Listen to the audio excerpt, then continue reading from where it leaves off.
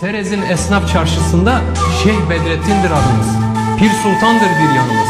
İşkence tezgahlarında Hallacı Mansur olduk. İbrahim'dik, mazlumduk biz.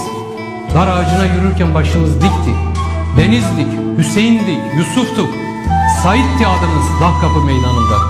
Bolu Bey'ine boyun eğseydik Köroğlu'na çıkmazdı adımız. Mahir olmazdık cesaret timsali. Kuyuda Yusuf'tuk, Kerbela'da Hüseyin. Sürgünde Ahmet Kaya, zindanda Yılmaz Güney'di namımız.